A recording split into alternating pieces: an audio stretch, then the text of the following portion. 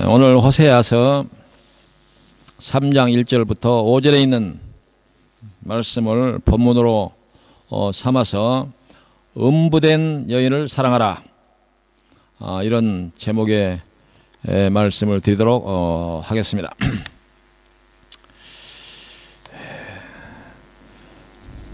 음부된 여인을 사랑하라. 이 말씀을 가감없이 리얼하게 이렇게 표현을 한다면, 내 바람난 아내를 사랑하라, 이런 얘기입니다. 바람이 나서 남자의 품에 안겨있는 그 여인을 사랑하라. 요즘은 이제 양성평등의 시대를 부르짖고, 또 그런 시대적 어떤 흐름 속에서 이 말을 왜 하필이면 바람난 여자만 그렇게 거명하면서 얘기하냐, 그런 항의가 있을 수 있기 때문에 이 말을 이 양성 평등 시대에 맞게 이걸 또 우리가 표현한다고 하면, 내 바람나서 다른 여자의 품속에 가 있는 내 남편을 사랑하라, 이러니.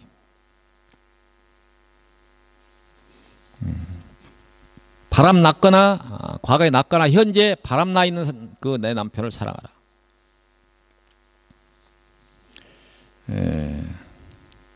요즘 한국과 미국에 불고 있는 그 신문 언론과 방송을 지금 달구고 있는 미투 운동, 여러분들 얘기를 많이 들으셨을 것입니다.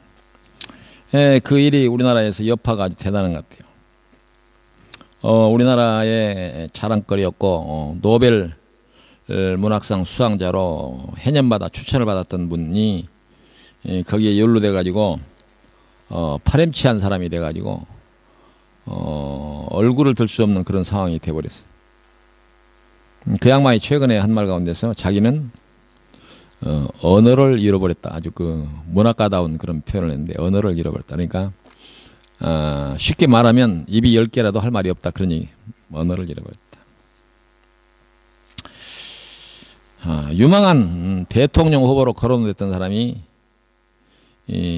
그 양반에 대해서 여러 가지로 기대를 걸었던 많은 그런 유망한 정치인이 하루아침에 온 세상 사람들의 비웃음을 사는 그런 사람이 되었고, 세상도 세상이겠지만 가족들 앞에서도 얼굴을 들 수 없는 그런 상태가 됐죠. 명망받던 유명한 영화배우, 그리고 연극을 연출하는, 내노라 하면 이름들 석자하면 다 알만한 그런 연출가, 영화 감독, 유명한, 국내뿐만 아니라 세계적으로 유명한 영화 감독, 교수, 신부, 그리고 교사들, 거기에 목사까지, 우리 사회에서 이렇게 그 어떤 인격적으로 이런 그 인격에 대해서 존경을 받을 만한 이런 분들이 많이 연루가 돼서 사람들을 아주 당황하게 만들고 있습니다. 벌써 그 여파로 영화배우 한 사람하고 교수 한 사람이 자살을 했어. 아직도 이 미투 운동은 어떤 방향으로 지금 확대 발전할지 모른다, 이렇게 사람들이 얘기를 하고 있고, 더 그걸 확산시켜야 된다, 그렇게 이제 주장하는 사람들이 많이 있습니다.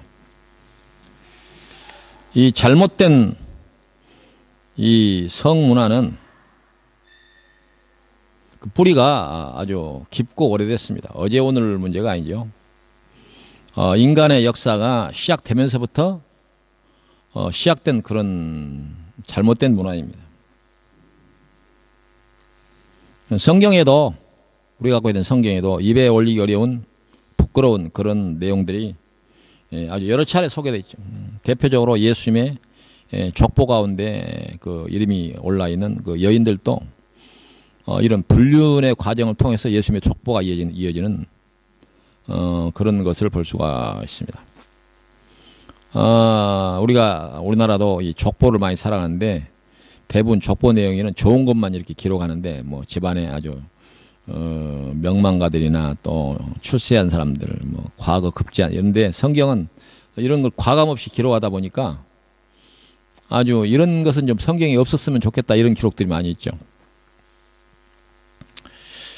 같은 민족 안에서 다른 민족의 여인들을 겁탈을 하고 그것 때문에 하나님이 노해서 한 민족을 아주 그 씨를 말려버리는 그런 일도 있고 또 이 민족의 이런 야곱의 딸 디나 같은 경우는 자기 고향 땅 가나안으로 돌아가다가 이 민족의 그 아들로부터 겁탈을 당해서 그 아들들이 또 보복을 하는 그런 장면도 있고 신약 시대에 들어와서는 이제 대표적으로 사마리아 여인 예수님과 대화를 우물가에서 대화를 하는 사마리아 여인은 남편이 5이다 이렇게 예수님 남편 5이 있지만 그 5이 네 남편이 아니다. 그러니까 그런 여인이 등장하죠. 또 예수님에게 서기관과 바리새인들이 현장에서 가늠하다 잡힌 여인을 데리고 와서 이렇게 예수님의 의견을 묻는 그런 장면도 있습니다. 어느 시대에든 이 간음의 문제, 잘못된 이 성문화에 연루된 그 사람들에 대해서 성경 말씀은 용서받을 수 없는 죄다 이렇게 얘기하죠. 뭐 이런 여지 없이 어떤 용서받을 수 없는 죄. 네, 그렇죠. 우리가 경험칙으로 볼 때도 사람들이 어지간한 일은 빚을 얻어쓰고 도망간 사람들, 뭐 도둑질을 한 사람들, 뭐 이런 사람들 우리가 오죽했으면 그렇게 할까 이렇게 이해하지만 간음하고 그런 사람들에서는 용서함이 없죠. 잠언 6장 32절 이하에 보면 여인과 간음하는 자는 무지한 자라. 이것을 행하는 자는 자기의 영혼을 망하게 하며 상함과 능욕을 받고 부끄러움을 씻을 수 없게 되나니 남편이 투기로 분노하여 원수 갚는 날에 용서하지 아니하고 어떤 보상도 받지 아니하며 많은 선물을 줄지라도 듣지 아니하리라. 용서받을 수 없는 죄다 그런 얘기.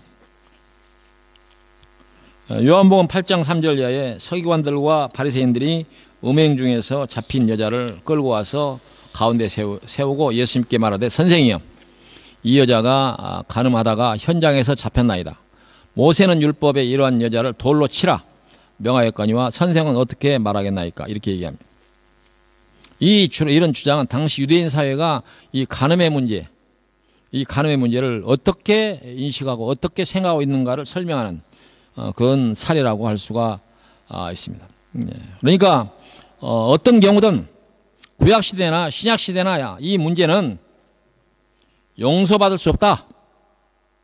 그런 얘기 용서받을 수 없다. 유대인 사회뿐만 아니라 신앙과 문화와 전통을 달리하는 어느 나라 어느 사회도 이 문제를 용납하는 사회는 없습니다. 그렇잖아요. 더러 희한한 그런 문화를 가진 그런 나라들, 심지어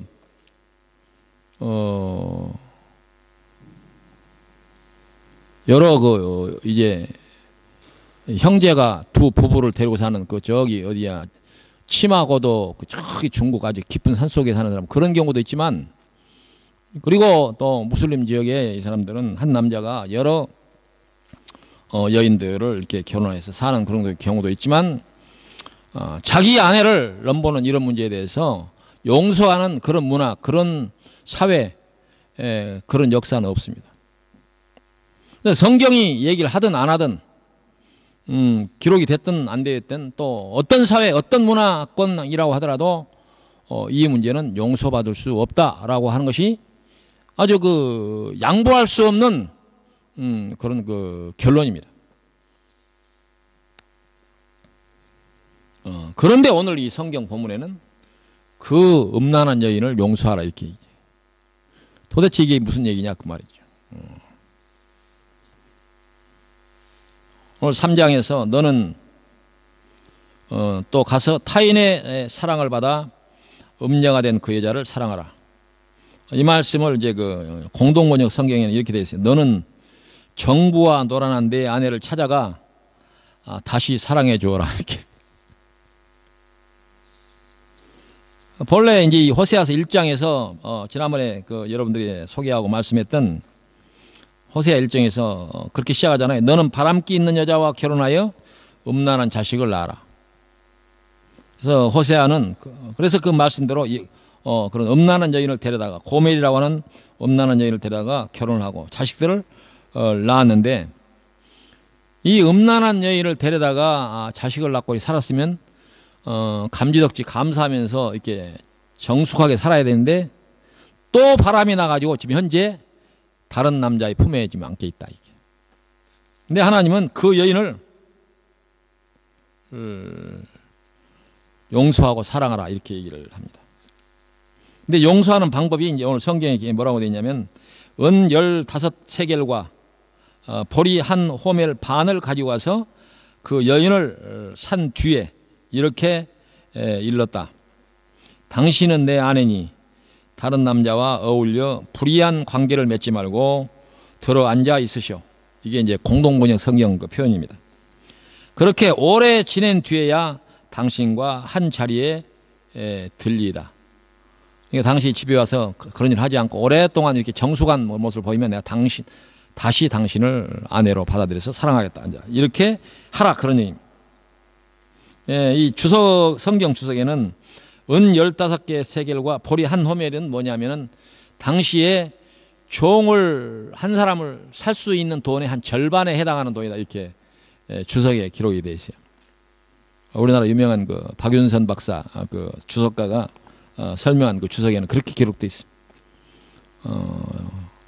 어쨌든 그 바람난 여인을 데려다가 사랑하되 그냥 말로만 그런 게 아니라 자기의 재산을 들여서 그 돈을 들여서 데려다가 다시 사랑하라 이런. 만약에 이러한 제안을 여러분들에게 한다면 여러분들이 어떻게 하겠어요? 말씀드린 것처럼 용서할 수 없을 것입니다. 아무리 마음이 넓고 천사와 더러 세상에 뭐 천사 같은 사람이 있다 이렇게 해도 그렇다고 하더라도 용서가 되겠습니까? 오늘 이 말씀을 보면서 우리 현실에 적용해서 요즘 미투 운동에서 나타난 많은 그 남녀 간의 잘못을 저지른 남자, 여자들을 용서하고 사랑하라는 얘기인가? 이렇게 우리가 의문을 할 수가 있는데 그런 얘기 아닙니다. 성경에 이런 얘기가 있으니까 만약에 어떤 그런 일이 있으면 성경에 이런 얘기가 있으니까 그런 잘못된 성문화에 연루된 사람들 용서하라. 만약에 어떤 목사님이 그렇게 얘기했다면 그 잘못 적용한 거예요. 용서할 수 없다 그렇게 얘기해야 맞다 그 말이죠. 근데 그럼에도 불구하고 호세아는 그 하나님의 말씀에 순종하고 또 그 여인을 하나님이 이렇게 말씀한 것처럼 그 돈도 드리고 곡물도 드리고 해서 그 바람난 여인을 데려다가 다시 사랑을 합니다. 이것은 호세아라고 하는 사람이 얼마나 하나님의 말씀에 순종하고 여러 가지 자기에게 간이 썩고 쓸개가 녹아나도 하나님 말씀을 순종했는가 그걸 설명하는 건 아닙니다.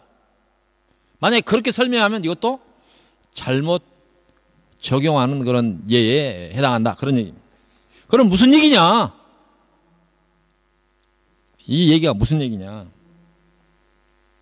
세상 모든 사람들이 역사가 시작되고 태동한 이후에 있어왔던 모든 일이 동서양을 막론하고 구약이나 신약시대를 막론하고 문화권과 역사와 관습과 전통이 있는 어떤 시대를 막론하고 용납할 수 없는 이 죄를 하나님은 용서하신다 그런 얘기. 이 말입니다. 하나님은 용서하신다. 절대 어떤 시대도 용서할 수 없는 그 죄를 하나님은 용서하신다. 그걸 호세아서를 통해서 하나님이 보여주신 것입니다. 그러니까 하나님이 이 죄지은 인간들을 어디까지 용서할 수 있는가를 설명하는 아주 극대치화하는 하나님은 거기까지 사랑하시구나라고 하는 것을 알게 하는 그런 내용이다 그 말이. 우리가 양보해도 아무리 선하고 양심 있고 인격자연하는 사람이라 하더라도 이런 경우에 자기 아내를 용서하고 또 아무리 천사와 같은 부인이라 하더라도 이런 경우에 남편을 용서하는 사람은 없을 것입니다. 혹여 뭐 자식들 생각해서 데려다가 이렇게 그냥 덮고 사는 것처럼 보이지만 사랑까지는 아니다 이게. 그렇잖아요. 어쩔 수 없이 살긴 하지만 성경은 데려다가 용서하고 사랑하라. 근데 겉모습은 이렇게 대충 미봉치하고 그렇게 보이게 살 수 있지만 사랑까지는 아니다 이게. 근데 하나님은 데려다가 사랑하라. 그 말은 결국 하나님의 사랑이 이런 것이다라고 하는 것을 보여주는 말씀입니다. 그런 말입니다. 바로 그것이 오늘 호세아 3장이 우리에게 알게 하는 핵심적인 교훈이다. 그런 얘기. 더러 성경에서 율법과 교훈을 통해서 우리에게 주시는 여러 가지 교훈이 많이 있어요. 뭐 사랑은 오래 참고 뭐 투기하지 아니하며 이런 내용을 포함해서 어떤 분들은 이걸 설명하고 성경이 그랬으니까 막 투기하지 말고 막 온유하고 천만의 말씀. 인간은 그렇게 할 수 없습니다. 하나님이 그렇게 한다는 얘기를 얘기한 거예요. 예수님이 그렇게 한다고 하는 것을 보여주는 거예요. 현실 속에서 누군가를 실험적으로 등장시켜서 한번 볼까요? 할 수가 없습니다. 사람은 그렇게 할 수가 없어요. 하나님은 이 말씀을 이 호세아를 통해서 하시는데 이것이 하나 역사적 배경이 있습니다. 역사적 배경이 있다. 4절 이하에 이렇게 되어 있습니다. 이스라엘 자손들이 많은 날 동안 왕도 없고 지도자도 없고 제사도 없고 주상도 없고 에봇도 없고 드라빔도 없이 지내다가 이런 표현이 있습니다. 이건 뭘 얘기하느냐? 이스라엘 백성들이 바벨론 포로로 끌려가서 70년 동안 살았던 것들을 이렇게 얘기하는 거예요. 왕도 없고 지도자도 없고 이것은 뭐냐면 국권도 잃고 그러니까 나라 왕도 잃고 지도자도 없고 그러면 그 자치권도 없고 더러 나라를 잃었지만 뭐 어떤 장로나 뭐 이런 그 어떤 자기들 소사이어티의 지도급 이런 사람 있는 경우가 있잖아요. 더러 나라가 망해서 식민지를 한다고 하더라도 그 안에 지도자가 있어서 그 안에 자기들의 문화, 자기들의 전통을 지키려고 하는 이런 것들이 있는데 이 성경은 철저하게 망한 이스라엘 백성들이 70년 동안 이민족의 종이 돼가지고 철저하게 나라도 잃고 자치권도 잃고 제사장도 없고 여기는 뭐 제사도 없고 주상도 없고 그 말은 무슨 말이냐면 그 말 그대로 신앙도 잃고 그리고 주상을 잃었다는 것은 그 보통 제사를 잃을 때 이렇게 상을 해서 그 위에다가 뭐 짐승도 잡아 올리고 그 상도 없고 그러니까 국권도 잃고 지도자도 잃고 제사 그러니까 신앙도 잃고 그런 시절을 이스라엘 백성들은 70년 동안 보냈습니다. 이스라엘 백성들에게 제사는 그들의 생명과 같은 것인데 바로 그런 것을 잃고 사는 70년의 세월이 있었습니다. 에봇도 없고 드라빔도 없고 이 말은 무슨 말이냐? 에봇은 그 제사장이 입는 옷 중에서 제사장을 상징하는 그 외 여러 가지 그런 장식물을 에봇이라고 그렇게 얘기합니다. 드라빔은 뭐냐? 일종의 그 재산권을 상징하는 것과 같은 겁니다.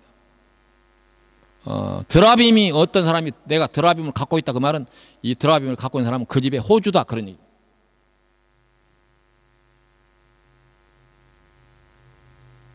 그 야곱이 그 밧단 아람에서 그 자기의 아내들을 데리고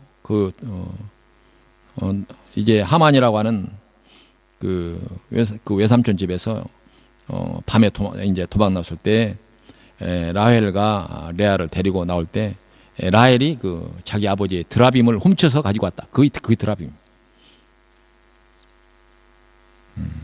그 드라빔이라는 것은 하나의 재산권의 상징이다. 이 말은 무슨 말이냐? 포로기 때는 재산권도 행사할 수 없었다. 나라 잃게 되면 이제 다 잃는 거예요. 한두 가지만 이런 거 다 잃는 거예요. 이런 시대 때 우리나라도 일제 36년 동안 그 아픈 역사가 있었지 않습니까?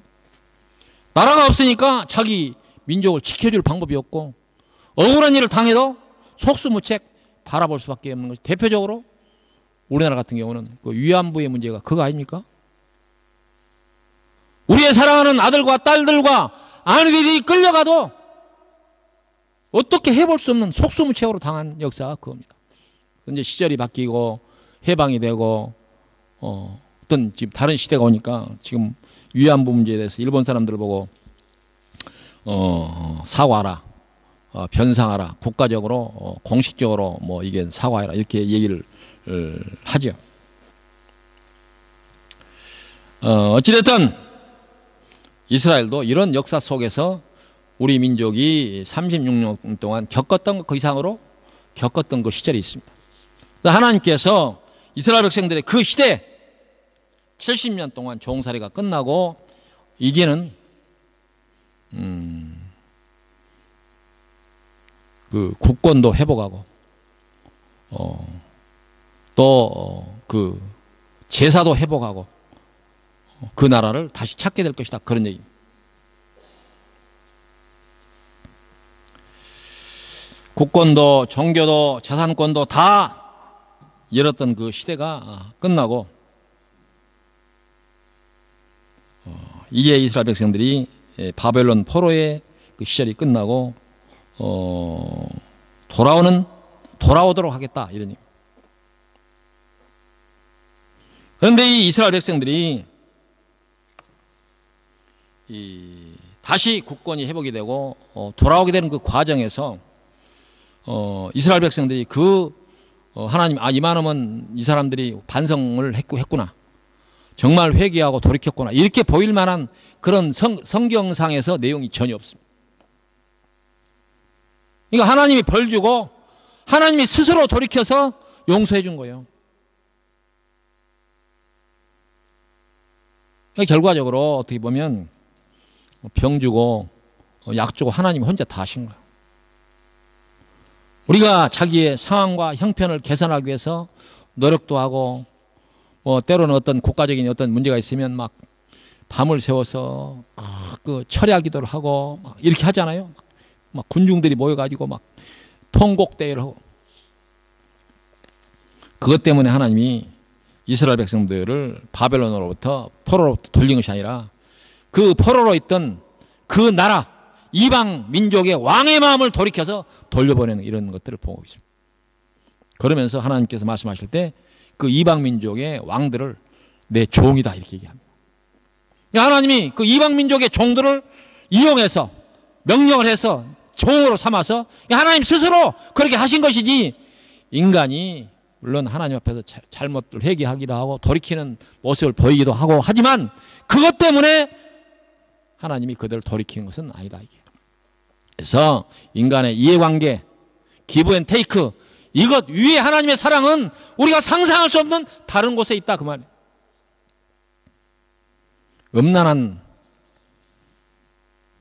바람난 배우자를 역사 속에서 불가능한 이와 같은 용서를 하시는 분이 바로 하나님이다라고 하는 사실을 우리에게 알려주는 것이 바로 이 말씀의 목적이다, 교훈이다, 그런 얘기입니다.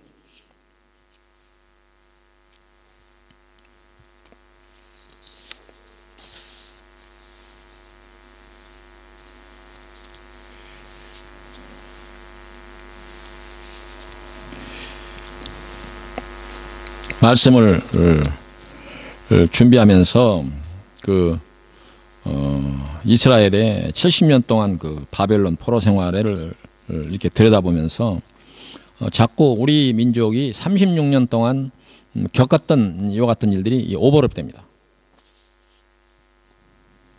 이것은 그 성경이 지금 우리에게 교훈하는 내용과 상관이 없는 얘기지만 이 말씀을 준비하는 과정에서 지금 현재 우리나라에 돌아가는 여러 가지 현상들을 보면서 생각나는 것들이 참 많다.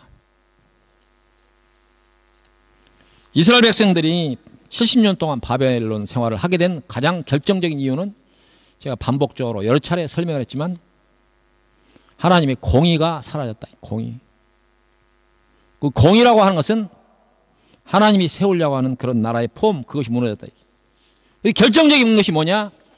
그 사회의 약자들이 그 사회의 권력자들과 제사장들과 힘 있는 사람들로부터 보호를 받지 못했다고 하는 것이죠. 그것이 이스라엘 백성들이 70년 종살이를 한 결정적인 이유입니다. 우리나라 같은 경우는 어떻게 36년 동안 종살이를 하게 됐는가, 그걸 여러분들이 모르지 않을 거예요. 소위 구한말이라고 우리가 일컫는 그 역사의 시대에 사색 당파라는 거 있어요. 사색. 찍고 발리고 해가지고 이 권력자들이 자기의 편들의 이익을 위해서 끝없는 투쟁을 한 거예요. 내부적으로 소모전을 하다가 나라는 생각하지 않고 민족은 생각하지 않고 당시에 소위 고관 대작들이 탐과 놀이가 돼가지고 그 국민들의 재산을 수탈하고 걸핏하면 데려다가 곤장치고 내 죄를 내가 알렸다 그러면서 이 사람들은 좋은 경치 좋은 곳에 고려등 같은 집을 짓고 살았어. 지금 우리의 문화라고 우리가 자랑하는 좋은 곳에 있는 고려등 같은 집들이요, 따지고 보면 국민들의 등골에서 피눈물을 흘린 수탈한 재산들을 가지고 세운 집들입니다. 그걸 보고 아름답다 그렇게 보기 전에 우리는 한꺼풀 역사를 뒤집어서 우리 민초들이 얼마나 고난받았는가라고 하는 것을 생각해야 된다. 정말 우리 민족의 문화가 훌륭해. 그렇게 볼 만한 것이 아니다. 이러한 탐과 놀이들이 들끓던 시대에 이대로 안 되겠다 해서 우리나라 같은 경우는 전봉준을 중심으로 한 그 동학난, 소위 그거 아닙니까? 그때는 당시에는 동학난, 역사 속의 동학난, 이건 뭐 반역에서 막 잡혀서 다 죽고 그렇게 했는데, 지금은 그들이 그런 반역자로 역사 속에서 정리가 되지 않고 하나의 나라를 이렇게 세우기 위한 혁명가, 전부 다 그 명예가 회복이 됐습니다. 지금. 그래서 동학난에서 참여했던 그때 당시에 이런 장수들을 각 발굴해 가지고 그 사람이 살았던 동네 앞에다가 비석을 세우고 나라를 위해서 나라를 일으키기 위한 애국자로 지금 그렇게 자리매김을 하고 있죠.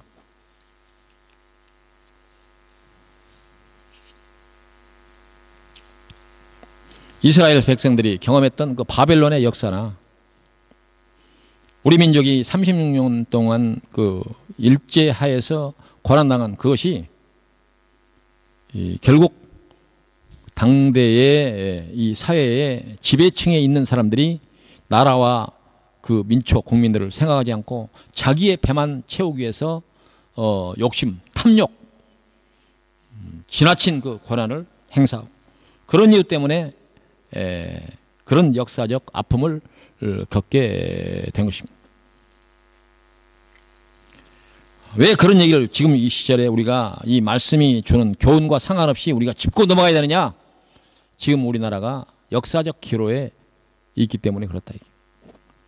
지금 여러 가지 돌아가는 사정이 희망적이면서도 살얼음판을 걷는 것 같은 그런 시기 아닙니까? 지금. 그래서 앞으로 우리나라가 아주 그 정치적 이벤트가 큰 이벤트가 많이 남아 있는데, 지금 당장은 4월달에 예정된 남북 정상회담, 5월달에 예정된 북미 회담, 6월달에 예정된 지방선거, 그 사이에 지금 현재는 우리나라도 막 헌법을 고치겠다. 그래서 이제 내일 모레 뭐 며칠 후에 대통령이 헌법 개정안을 발의를 하겠다. 그러니까 지금도 벌써부터 반대다, 찬성이 나가지고 들끓기 시작합니다. 이 역사적 기로에서 온 국민이 힘을 모으고 마음을 모으고 뜻을 모으고 이렇게 해도 모자랄 판에 지금도 정치권에서는 무한대의 경쟁을 하고 있습니다. 구한말 나라를 잃었던 그 시대와 하나도 다르지 않습니다. 하나도 다르지 않습니다.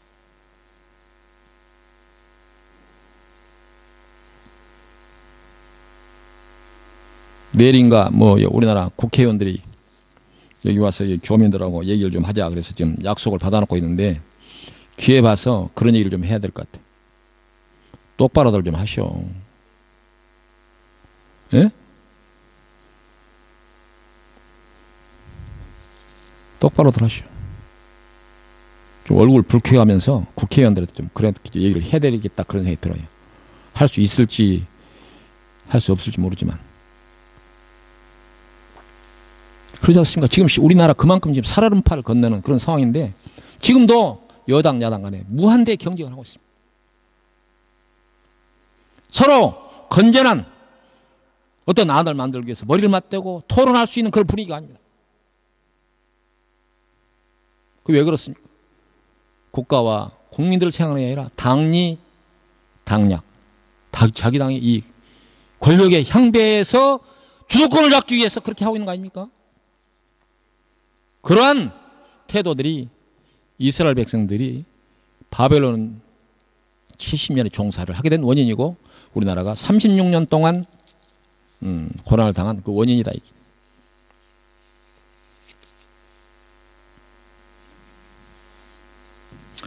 이스라엘 민족이 겪은 바벨론 포로도 우리보다 더 했으면 더 했지 못하지 않았을 것입니다.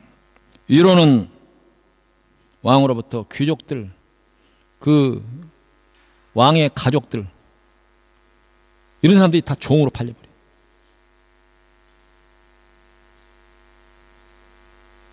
옛날에 일본 사람들은 우리나라를 이 병탄이라고 그러죠. 한일 합방을 해놓고 그래도 왕족들은 이렇게 좀 배려를 했습니다.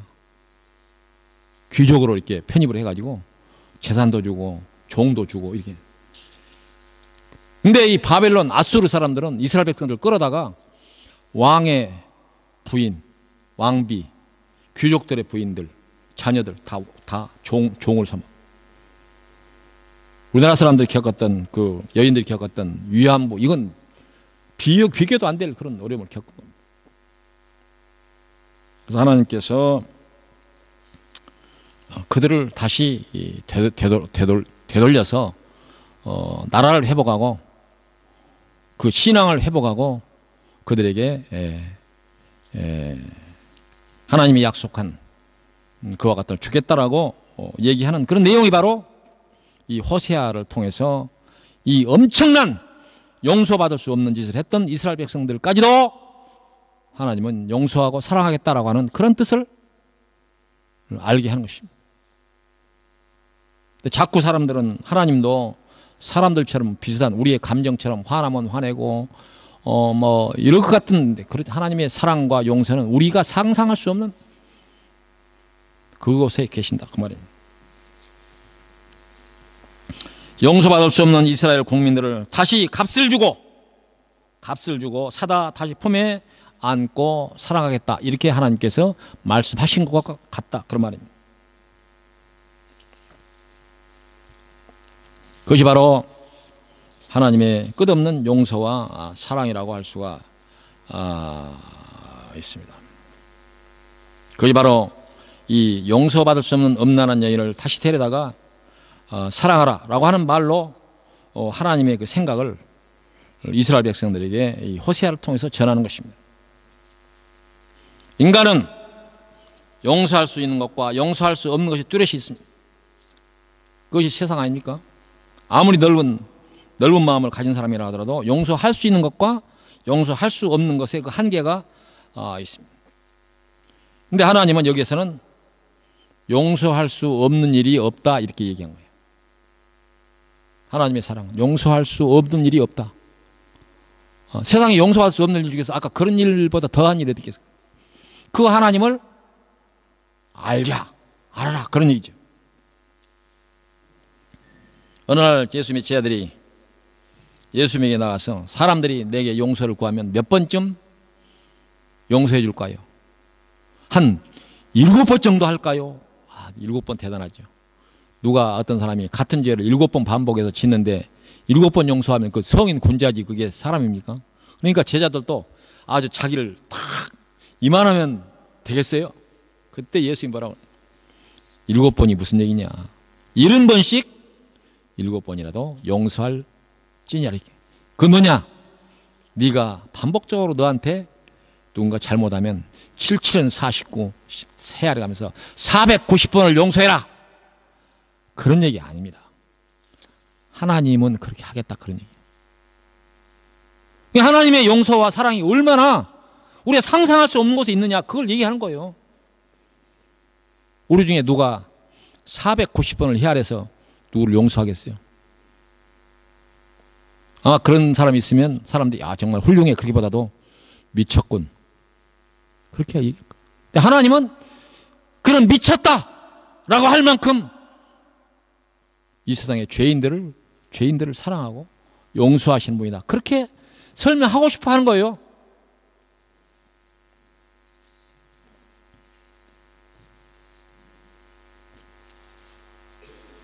본문 마지막 부분 5절에 그 후에 이스라엘 자손이 돌아와서 어디서 그 바벨론으로부터 돌아왔어. 그들의 하나님 여호와와 그들의 왕 다윗을 찾고 마지막 날에는 여호와를 경외함으로 여호와와 그의 은총으로 나아가리라. 하나님에 대한 마지막에는 하나님에 대한 신앙이 살아나고 국권이 회복되며 하나님의 약속하신 그 은혜의 나라에 들어가게 될 것이다. 이게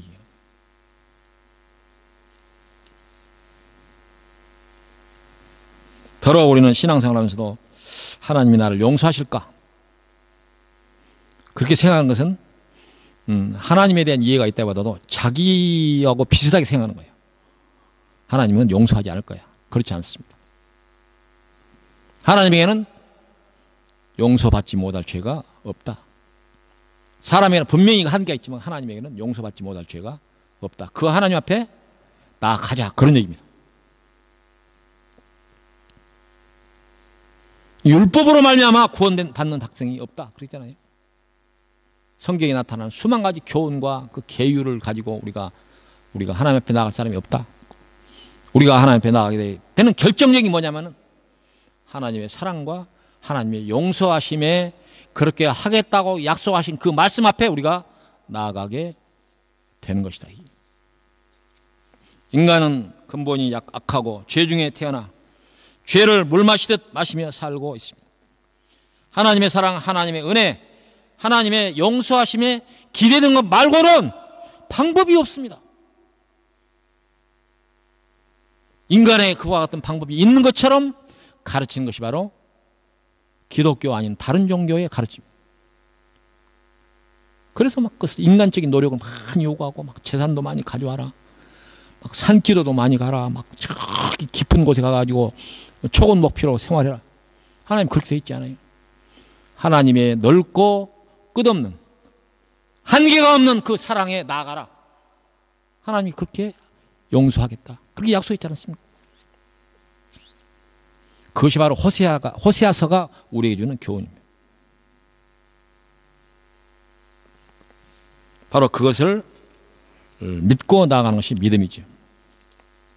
그런 하나님에게로 나아갑시다. 그런 얘기. 그런 하나님에게로 나아갑시다.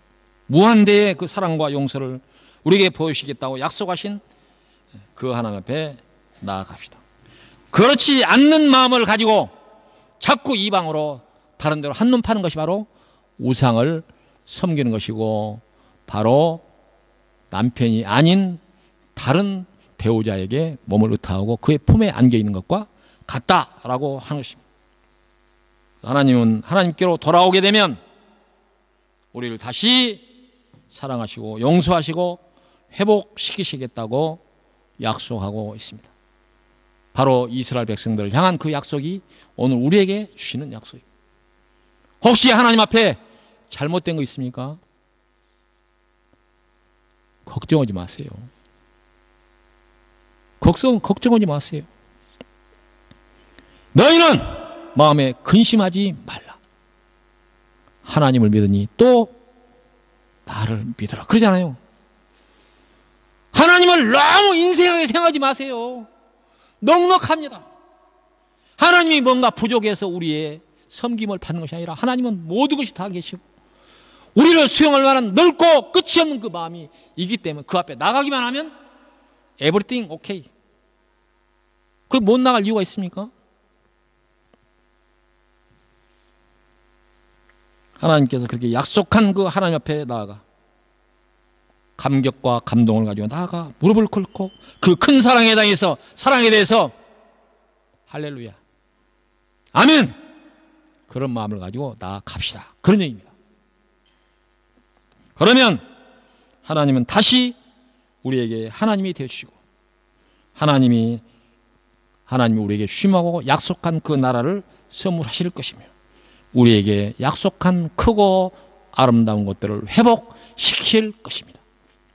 이 말씀 앞에서 마음속 깊은 곳으로부터 아멘 할 수 있기를 바랍니다. 아멘. 기도합시다. 고맙고 감사하신 여호와 아버지 하나님, 우리는 이 세상에 살아가는 날 동안에 우리가 아는 것과 지식과 경험을 통해서 용서할 수 있는 것과 용서할 수 없는 것에 대한 한계를 우리가 뚜렷이 알고 또 그렇게 실천하고 그리고 우리가 관습과 또 여러 경험을 통해서 그렇게 살아왔습니다. 그러나 하나님께서 오늘 호세아서를 통해서 하나님의 사랑, 하나님의 용서하심은 끝이 없다라고 하는 사실을 우리에게 알게 하시니 고맙습니다.